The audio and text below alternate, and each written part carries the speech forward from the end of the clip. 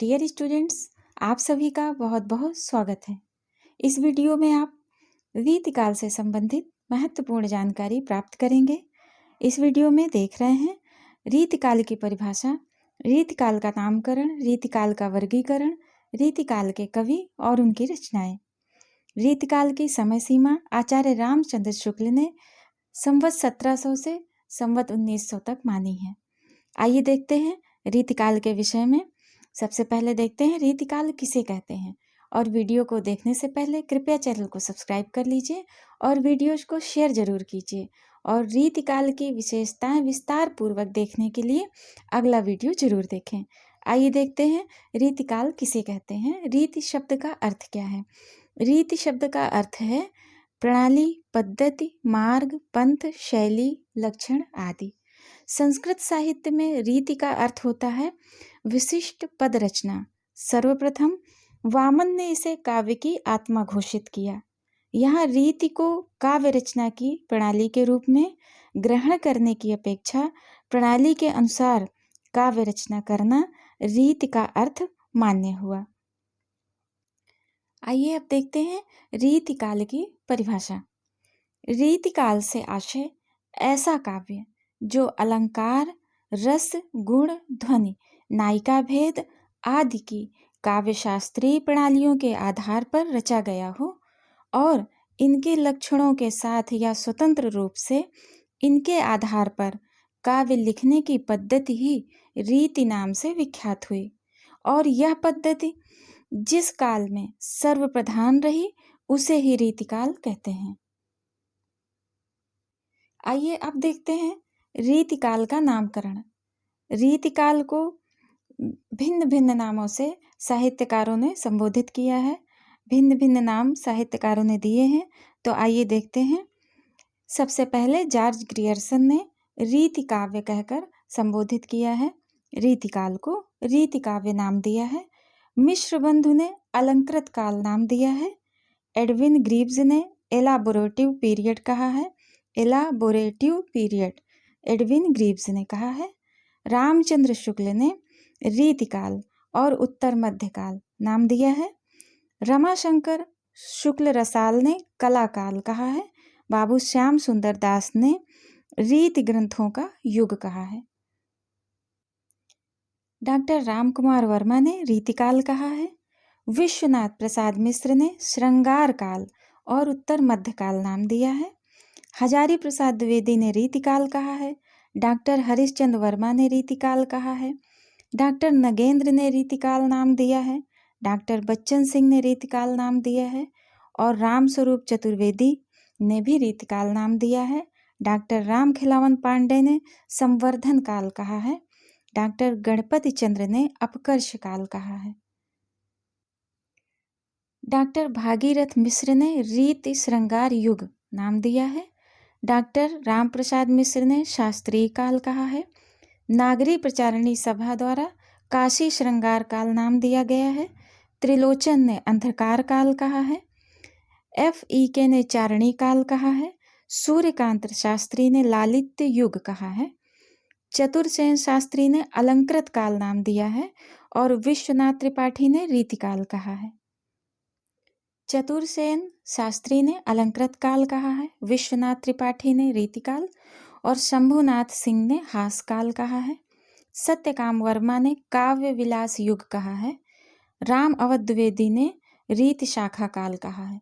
लेकिन सबसे ज़्यादा सभी विद्वानों का मत है कि रीतिकाल ही नाम सर्वथा उपयुक्त है और आचार्य रामचंद्र शुक्ल के द्वारा भी रीतिकाल ही नाम इसको सर्वथा उपयुक्त माना गया है। आइए अब रीतिकाल का विभाजन देखते हैं। रीतिकाल का वर्गीकरण देखते हैं। रीतिकाल का वर्गीकरण आचार्य विश्वनाथ प्रसाद मिश्र ने इनको 3 वर्गों में विभाजन किया है रीतिकाल का। तो आइए देखते हैं। इस रीतिकाल का विभाजन रीति को आधार बनाकर किया गया है और आचार्य विश्वनाथ प्रसाद मिश्र ने रीतिकाल को 3 वर्गों में विभाजित किया है। सबसे पहले रीतिबद्ध काव्यधारा, रीति सिद्ध काव्यधारा और रीति मुक्त काव्यधारा। आइए देखते हैं। सबसे पहले रीतिबद्ध काव्यधारा। इस वर्ग में वे कवि आते हैं जो रीति के बंधन में बंधे हुए हैं, और अर्थात जिन कवियों ने शास्त्रीय ढंग पर लक्षण उदाहरण प्रस्तुत कर अपने ग्रंथों की रचना की है। लक्षण ग्रंथ लिखने वाले इन कवियों में प्रमुख हैं चिंतामणि, मतीराम, देव, जसवंत सिंह, कुलपति आदि प्रमुख कवि हैं इसमें के। सुरति मिश्र, सोमनाथ, भिखारीदास, दूल्हा, पुनाथ, ऋषि गोविंद और प्रताप सिंह भी इसी रीतिबद्ध काव्यधारा के कवियों में से हैं। रीति सिद्ध काव्यधारा देखिए, रीति सिद्ध में वे कवि आते हैं जिन्होंने रीति ग्रंथ नहीं लिखे, किंतु रीति की उन्हें भली भांति जानकारी थी। वे रीति में पारंगत थे और इन्होंने इस जानकारी का पूरा उपयोग अपने काव्य ग्रंथों में किया। इस वर्ग के प्रतिनिधि कवि हैं बिहारी। रीति मुक्त काव्यधारा देखिए, इस वर्ग में वे कवि आते हैं जो रीति के बंधन से पूर्णतः मुक्त हैं, अर्थात इन्होंने काव्यांग निरूपण करने वाले ग्रंथों, लक्षण ग्रंथों की रचना नहीं की तथा हृदय की स्वतंत्र वृत्तियों के आधार पर काव्य रचना किया। इन कवियों में प्रमुख हैं घनानंद, बोधा, आलम और ठाकुर। इस युग में मुक्तक रचना का ये युग रहा है। मुख्यतया कवित्त, सवैये और दोहे इस युग में लिखे गए हैं।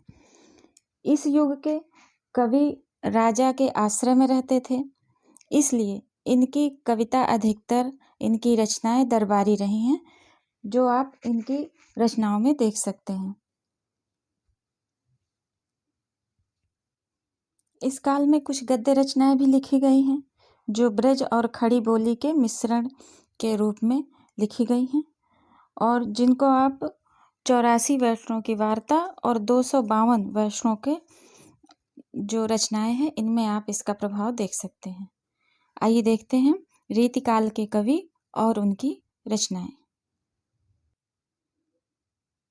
आइए देखते हैं। सबसे पहले चिंतामणि, इनकी रचना है कवि कुल कल्पतरु, रसविलास, काव्य विवेक, श्रृंगार मंजरी, छंद विचार।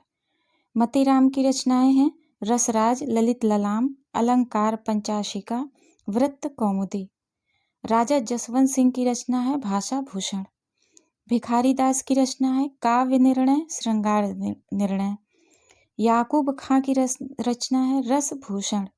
रसिक सुमत की रचना है अलंकार चंद्रोदय। दूल्हा की रचना है कवि कुल कंठाभरण। और देव की रचनाएं हैं शब्द रसायन, काव्य रसायन, भाव विलास, भवानी विलास, सुजान विनोद, सुख सागर तरंग। कुलपति मिश्र की रचना है रस रहस्य। सुखदेव मिश्र की रचना है रसार्णव। रसलीन की रचना है रस प्रबोध। दलपति राय की रचना है अलंकार लाकर। माखन की रचना है छंद विलास। बिहारी की रचना है बिहारी सतसई। रसनिधि की रचना है रतन हजारा। घनानंद की रचना है सुजान हित प्रबंध, वियोग बेली, इश्क लता, प्रीति पावस, पदावली। आलम की रचना है आलम केली, बहुत पूछी जाती है, और घनानंद की वियोग बेली, इश्क लता, सुजान हित प्रबंध, ये बहुत पूछा जाता है। ठाकुर की है ठाकुर ठसक। बोधा की रचना है विरह वारिश, इश्कनामा। बोधा की ये दोनों रचनाएं बहुत पूछी जाती हैं। द्विजदेव की रचना है श्रृंगार बत्तीसी, श्रृंगार चालीसी, श्रृंगार लतिका। इनकी भी रचनाएं बहुत पूछी जाती हैं। लाल कवि की छत्र प्रकाश प्रबंध काव्य है, इनका प्रबंध रचना है। पद्माकर भट्ट की हिम्मत बहादुर विरदावली, ये भी बहुत पूछा जाता है। सूदन की रचना है सुजान चरित। खुमान की रचना है लक्ष्मण शतक। जोधराज की रचना है हमीर रासो। भूषण की रचना है शिवराज भूषण, शिवा वावनी, छत्रसाल दशक। भूषण जी की रचनाएं बहुत पूछी जाती हैं। वृंद की रचना है वृंद सत्सई। राम सहाय दास की रचना है राम सस्सई। दीन दयाल गिरी की है अन्योक्ति कल्प द्रुम। गिरधर की रचना है स्फुट छंद है गिरधर कविराय के। और गुरु गोविंद सिंह की रचनाएं हैं सुनीति प्रकाश, सर्व सोलह प्रकाश, चंडी चरित। बहुत ही महत्वपूर्ण ये रचनाएं हैं सभी।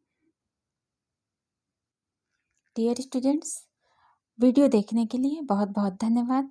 आशा करते हैं कि यह वीडियो आपके लिए बहुत उपयोगी होगा। रीतिकाल की विशेषताएं विस्तार पूर्वक देखने के लिए अगला वीडियो जरूर देखें। और वीडियो को देखने से पहले कृपया चैनल को सब्सक्राइब कर लें और वीडियोज को शेयर जरूर करें। हम आपके मंगल जीवन की कामना करते हैं। Have a nice day.